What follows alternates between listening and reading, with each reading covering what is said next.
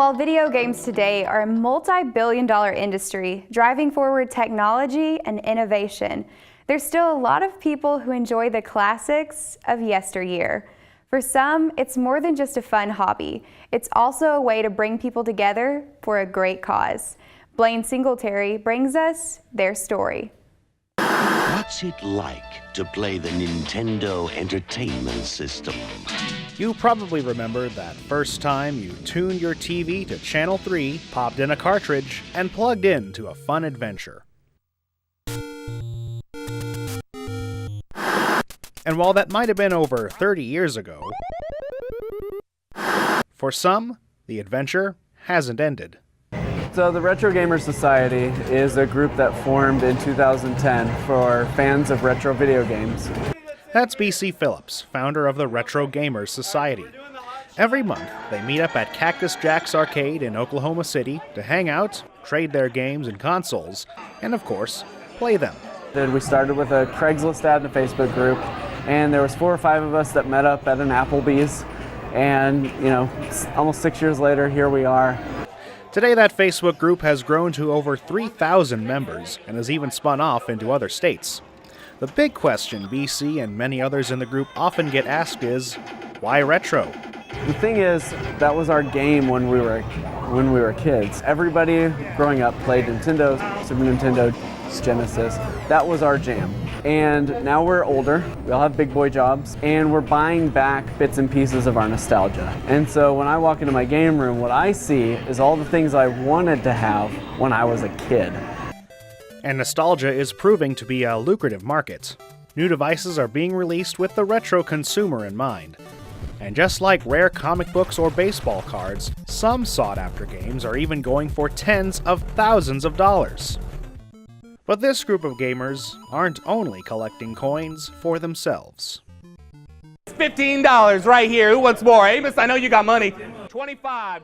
I got the wonderful opportunity to be the host of the auction for Hot Dogs for the Homeless. Gino Younger has been a member of the group for the past few years, and he's always excited this time of year when the group really focuses on outreach. Hot Dogs for the Homeless does more than just your charity group of giving money to people who don't have it. This group makes food for people that don't have it. They bring it to them. They bring them clothes, socks, things that you and I might take for granted. Amy Phillips volunteered with Hot Dogs for the Homeless before she and her husband got the group started. When we began Retro Gamer Society and realized that we are a group of people who enjoy the hobby, but also really good people who want to give back to the community. And we were trying to think of the most impactful way to give back to the community. Hot Dogs for the Homeless was a very easy decision for us to make. And in much the same way that the society has grown, their charitable giving has too. The very first year that we raised money for Hot Dogs for the Homeless, we were elated to raise $300. And to put that into perspective, on this night, that much was raised in just a few minutes, on a dare. These cups contain ordinary tomato juice, but one of them has a little spicy something extra. The hot dogs. The hot dogs! Hot dogs! Salute! 1, 2, 3. Salute day. And to the victor, go the spoils. Through random acts like this all month long, including the live auction and a 24-hour retro gaming marathon, the group managed to raise over $5,000 this past year. It's a really surprising effort to see a bunch of people who might otherwise not work for charity groups come together for a cause that they understand. I'd like to say I'm surprised, but I'm not, because gamers are very generous people by nature.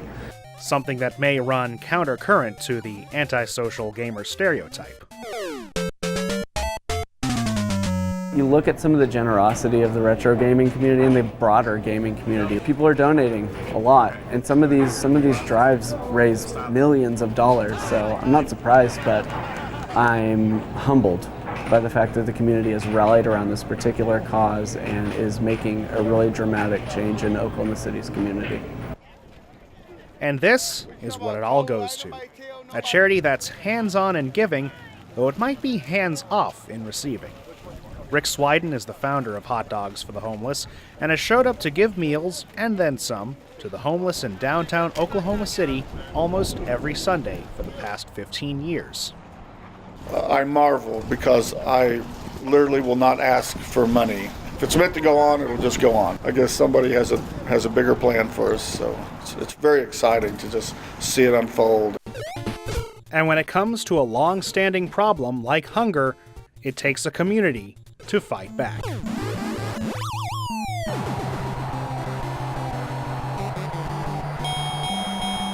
I think the incredible gift we have in our community is something we want to share with others. We're making a better life for more people than ourselves, and I wouldn't have it any other way.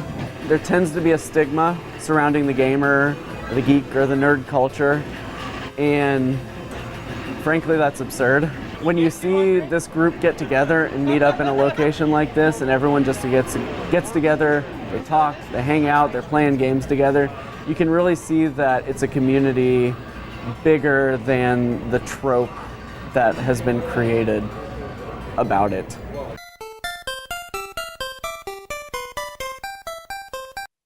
The Oklahoma Retro Gamer Society is gearing up for Super BitCon this April in Oklahoma City. For more information about this group of gamers, we have the link to their Facebook page at okhorizon.com.